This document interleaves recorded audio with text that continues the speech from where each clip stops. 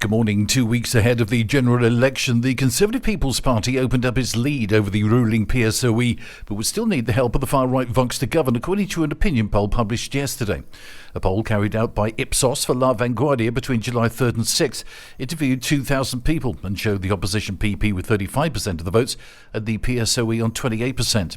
The far-left Sumar Party would win 13%, just ahead of Vox with 12.6%, so the poll found just ahead of the election on July 23rd. Voting forecasts would give the PP between 138 and 147 seats in the 350-member lower house, with the PSOE winning between 102 and 112 seats. Vox, the PP's most likely coalition ally, would win between 32 and 39 seats. Sumar was forecast to win between 31 and 39 seats. If the results of the poll are correct, it means that a right-wing coalition of the PP and Vox would together win up to 180 seats, enough for an absolute majority. More than 700 firearms have been seized in a 5-year operation by the UK's National Crime Agency and the Guardia Civil to prevent replica guns that can easily be converted into lethal weapons from entering Britain, so the NCA said yesterday.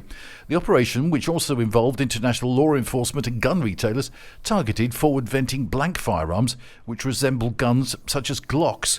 The weapons are traded lawfully in some parts of mainland Europe but are illegal to possess or import into Britain. Since 2019, the NCA and the Guardia Civil have been jointly working on Project Wizard-like to combat the threat. The operation has so far resulted in the seizure of 703 firearms, 74 arrests and 50 convictions. Spain has recently enacted new legislation restricting the sale of the weapons. On the seabed near Murcia, researchers are frantically trying to save an archaeological discovery. The find was already made back in 1995, but now has to come to the surface.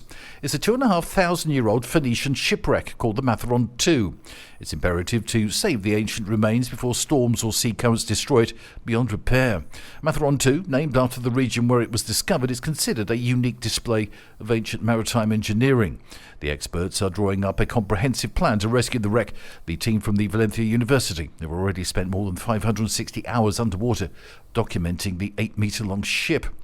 And Spanish footballer and coach Luis Suarez Miramontes died yesterday, aged 88, and is the only Spanish player to have won the coveted Ballon d'Or award. His two main teams were FC Barcelona, where he spent 7 seasons, and then Inter Milan. One of the first Spanish players to be signed by a foreign club, he was at the time of his transfer in 1961 to Inter Milan, the most expensive player in the history of football. He was capped 32 times for Spain and was part of the team that won the 1964 European Championships. That's the latest from TRE. I'm Bob James.